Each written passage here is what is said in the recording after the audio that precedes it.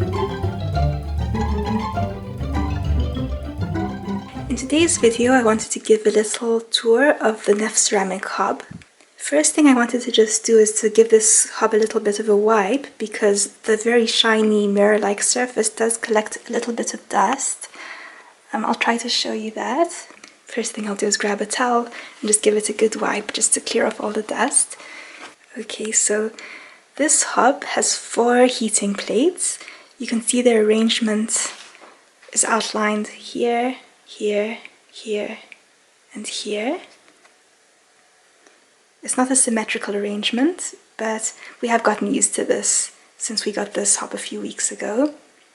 The hobs have varying sizes, with a small one, and these two, you can see there's a little outline and a big outline.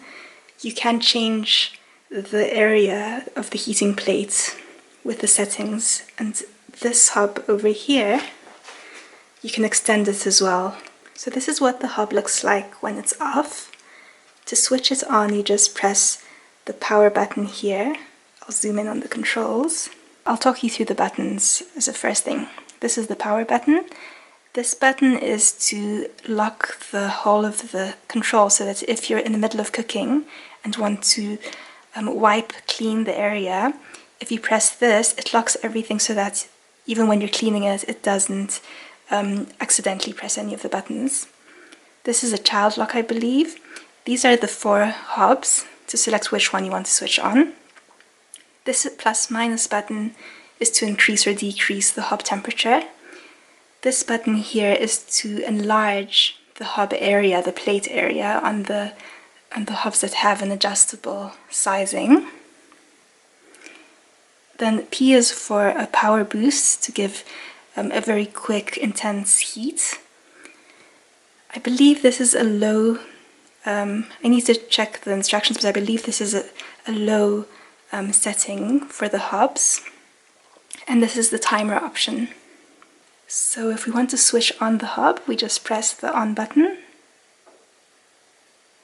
So to select the hob you want to use, say we want to use this one here on the side, that would be this one. The way the hobs correspond is this one. Oops. It has an automatic switch off to save electricity, so if you don't use the hob within 30 seconds of switching it on, it switches off automatically. So let's switch on and select this one. So we press the circle and you can see a line comes under to show you it's been selected. You can see if I select this one, it shows you which one is selected. So we've selected this one. To switch it on, to put the heat on, if you press the plus, it goes immediately to 9, which is the hottest it will go. And immediately you see the red light coming on to show you that it's on. The automatic heating elements are for the small size of the hob, but if you want to use the enlarged hob size, to do that, all you do is press the enlarge button.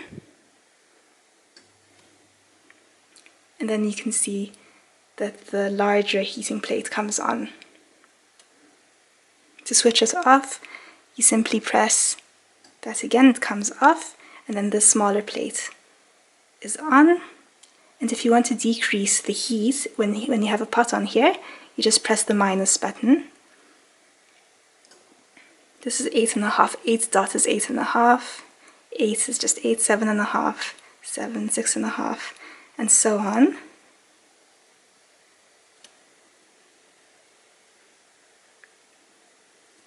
And that's 0, so that's off. There is a shortcut if you want to go from 9 to 0. All you do is just do the plus above 9 is 0, so that's to switch it off quickly. And there is another shortcut to switch it off. Another shortcut to switch it off is to double click the hob. That also makes it go down to 0.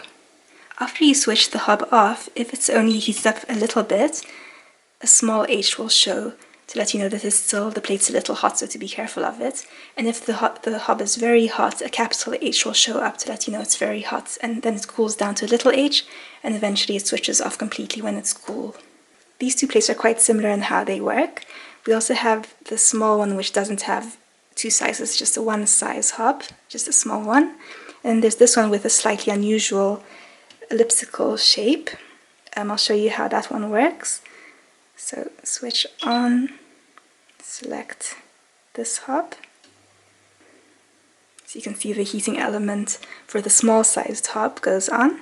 And if you want to enlarge the heating plate area to engage the whole ellipse, you can see how that works as well. Switch it off.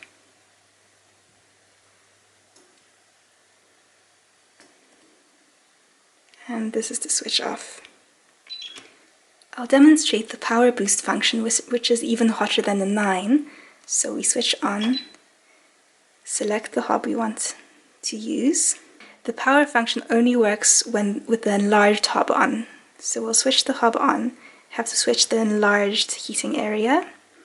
And then in order to switch the power boost on, press the P, and the P will show up to let you know that it's extra hot. And you can switch that off again. Pressing the P, it goes back to a 9. And we'll switch that off.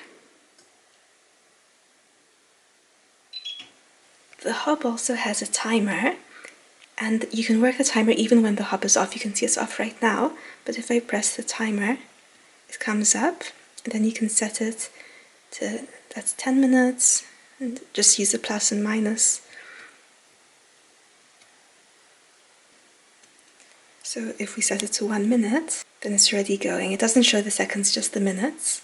And in 1 minute we can hear the sound it makes when it finishes. So that's the sound it makes when the timer is up. And to switch off the timer, you just press the timer again and it switches off. And within a few seconds, if you don't want to use the timer anymore, it'll just switch off by itself, like that. A few observations I've had about this hob since we got it a few weeks ago. On the good side, it heats really well. It does cook our food very nicely, and we're quite happy with it overall. There are a few niggles we have with it. A couple of them are that sometimes the buttons don't respond to the first touch. Sometimes you need to press something twice in order for it to register, which is a little bit annoying. But it usually does register either on the first or second touch.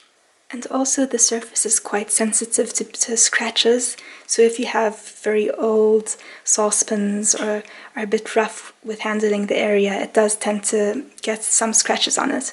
Although we have found some oven cleaners, some hob cleaners help get those scratches off quite well, if it's quite light and not very serious.